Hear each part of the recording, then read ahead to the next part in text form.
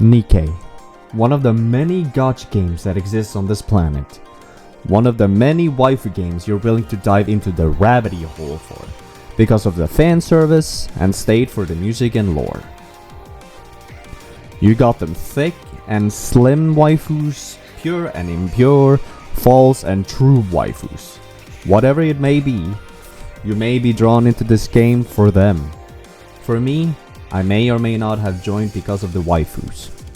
Hello everybody, my name is Mark Pultoy and welcome to the video. In today's video I'd like to talk about my journey of the time I played Goddess of Victory Nikke, how I became aware of it, why I played it, and my experience with the game. As I'm making this video, I have played this game for around 2 months or 8 weeks. I started on 28th of January, and how it came to be was kinda funny.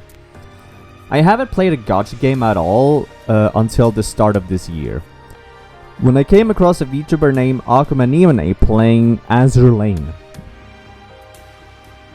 She inspired me to play that game, which slowly died down after a week of playing it. During that time though, I watched other VTuber play this other gacha game that was quite expressive. I have watched a few clips of different VTubers, including Akuma Nihmune, who played this game.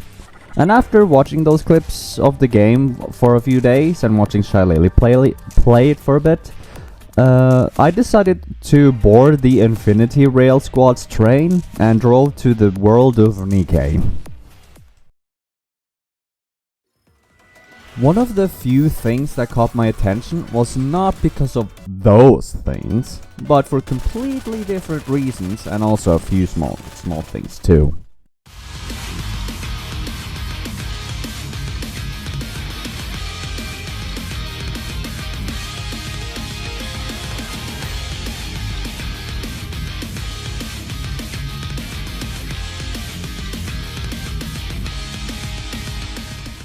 This game has no right to go this hard with their music in a game like this, but it sure as hell fits.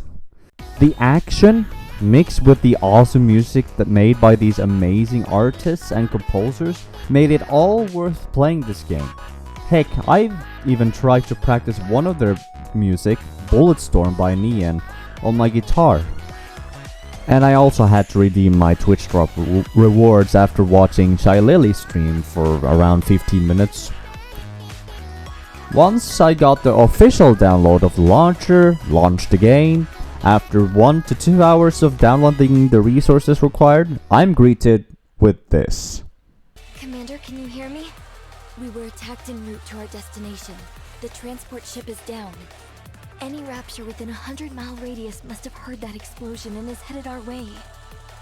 I realize this is all a bit sudden, but I am now under your command. You're giving me orders. Can you do it? Yes, Commander. Time to get to work. Keep your head down. Please don't worry. I will protect you, no matter what happens. Marion activating combat mode. Engaging. A few moments later.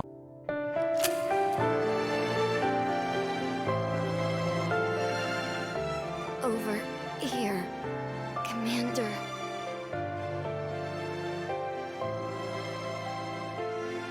Commander.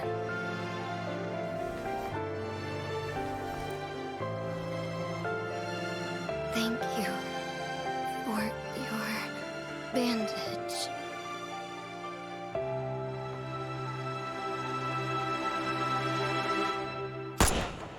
Why does this game have to be so harsh? It's been 2 months since that time. I'm now in chapter 15. Marion will be proud. After that whole ordeal and being thrown to the outpost, which was a nice decision by yours truly Anderson, is where the game truly begins. The fact that this game has so much to offer in terms of gameplay, the action, interactions and such, were the things that kept me playing the game. Playing for the story, for the music and actions, and the somewhat addictive process of recruiting new Nikkes.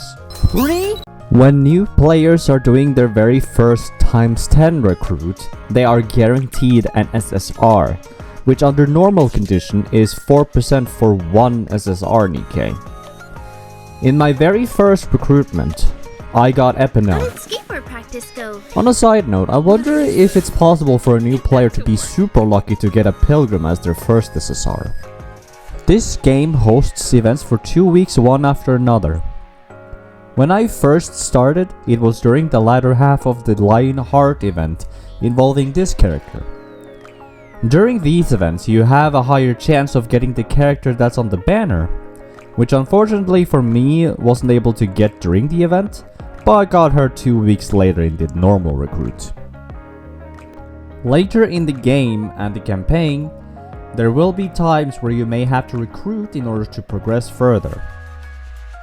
This may be due to the lack of firepower in your current squad, or maybe you need certain Nikkes with certain skills to help you through the battles.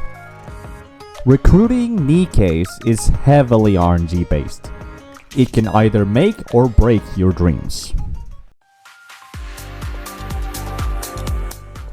As I'm making this video, I'm now halfway through chapter 15 of the campaign, and I have been grinding, recruiting, and many more. I made a union as I'm too shy to join others.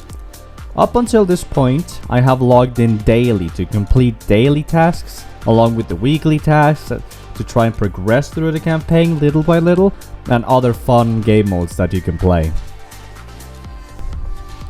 When it comes to recruiting Nikkes, I'm still unsure what Nikkes are considered meta and not sure what combination suits best. I just try my best to play the game with the waifus I have. I have recruited more than 800 Nikkes, taken on many tribe towers and a few more. There are 3+ ways to recruit Nikkes, and that is by doing normal recruit, advanced recruit, during events, or using different type of quality molds. Boy, I'm nervous to use the Pilgrim mold help. When you're recruiting a Nikke, RNG is heavily involved. You have Rs, which are the commoners and have a 53% chance, SRs, which are your main characters and have a 43% chance, and SSRs being the waifus you simpingly seek for with a 4% chance.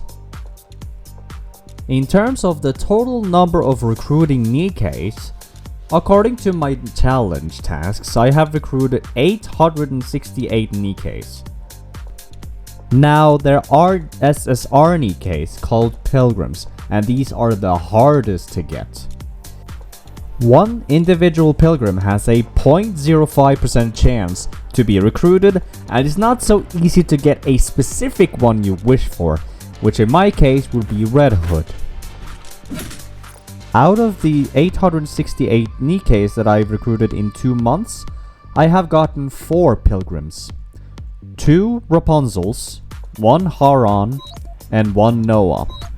Rapunzel was my first Pilgrim, by the way, and she can be, well... I have used the cash shop to get more vouchers, regrettably, which can make the transaction of them either worth it or not. There were times where I have been unlucky multiple times in a row, but there were other times where I have been lucky and extremely lucky. Alright, that seems promising. 3? So, how am I going to level? By the way guys, follow me on Twitch if you'd like to.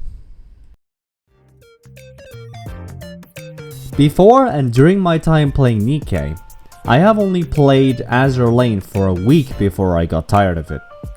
The more I reflect on the reason why after playing Nikke for a while, it all came down to the action and how immersed I was in the game. Now, I am aware that you can marry your characters in Azure Lane, unlike Nikke, which you can bond with but not marry. This is mainly due to lore. At first, I wasn't too happy about it, but after knowing the lore of Nikke and handling my own parasocial issues, I was over it. If I were to choose which gacha game I would play, it would be Nikke. After I played it, I became interested in playing other gacha games such as Genshin Impact, Honkai Star Rail and Nier Automata, all of which are great games and they have their own way of expressing a world.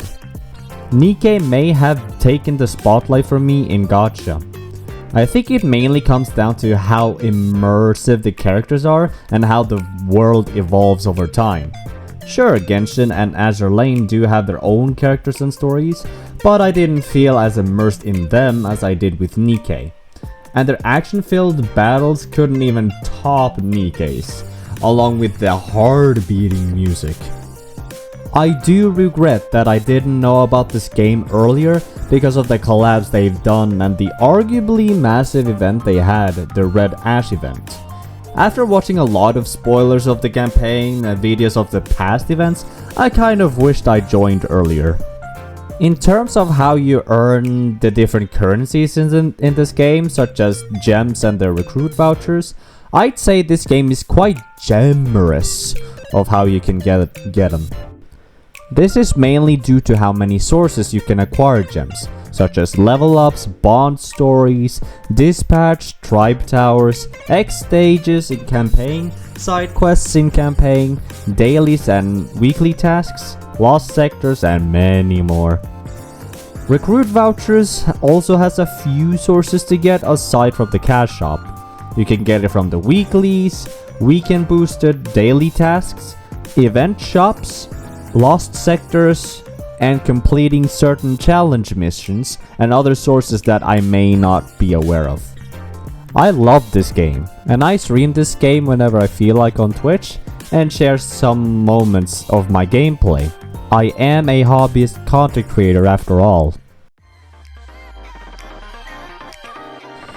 Thank you all so much for watching the video.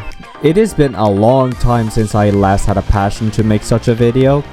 I really appreciate you taking your time to watch my perspective of this game. If you thought this was worth the time watching, be sure to click that like button. And please comment if there's something that I could have done better, if there's something that I could have added, or something that I could have done better. It's not that I can be better, it's that I want to be better.